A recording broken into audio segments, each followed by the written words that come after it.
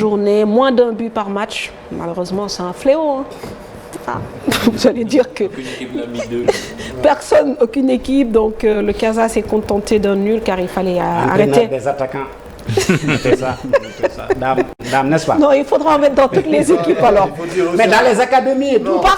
Partout. Bon, chez vous, il y a Diaf Lassaro. J'avais dit à Babou, ton ami là, de venir suppléer Diaf pour le travail des attaquants, mais on l'attend toujours. Et si la fédération encourage et récupérer tous les anciens internationaux qu'on a et les placer dans les trucs, ça pouvait être un début. Mais même dans les clubs. C'est une bonne chose. Ouais, dans les clubs, je veux dire qu'on peut démarrer par les clubs. Mais qui va payer? Après, on peut toujours trouver un arrangement. D'accord. Je pense, parce que là, il y a... Bon, allez, on va donner on va regarder l'élément. Comme vous m'avez privé de chapeau, regardez, il y a eu beaucoup de nuls, 2 seules victoires. Donc, je parlais de l'AS Pikine et GF qui a battu l'USO 1-0. On regarde ça. Teungueth FC, deuxième au classement, accueillait samedi au stade Ngalandou Diouf le leader Dakar Sacré-Cœur. Les deux équipes n'ont pu se départager, même si les occasions ont été à la faveur des Rufisquois, notamment en première période. Ce point du nul fait les affaires de Dakar Sacré-Cœur, solide et unique leader dans ce championnat de Ligue 1 avec 11 points. À défaut de gagner, le Casa Sport arrête l'hémorragie et obtient un point à domicile devant l'US Gorée, 0 but partout.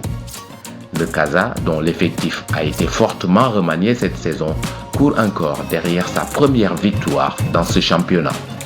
Durant cette première journée, peu de buts ont été marqués, 6 seulement en 7 rencontres. 0 but partout, c'est le score entre le Diamono de Fatick et la Linguère de Saint-Louis. Guédiawaye FC continue d'enchaîner le partage des points, alors que Saïkou Cissé avait ouvert le score pour les Crabes à la 15e minute. 8 minutes plus tard, Djiby Sarr a permis aux stadistes de remettre les pendules à l'heure. Score final, 1 but partout. 4e match nul pour les hommes de Mbaye Badji. Du côté du Jaraaf, les supporters grincent des dents. Hassan Mbodj avait certes donné l'avantage de la tête aux Verts et Blancs en fin de première période devant la Sonacos.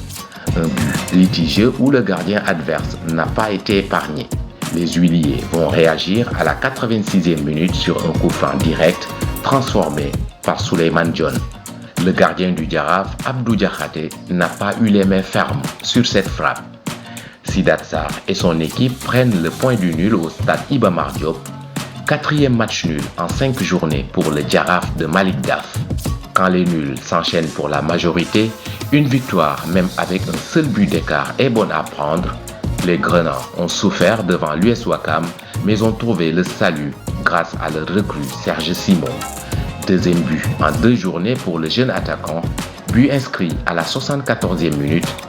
Avec cette victoire, GF compte 7 points en 3 rencontres. Au classement, Dakar Sacré-Cœur est leader avec 11 points. Teungueth FC, 2e avec 9 points.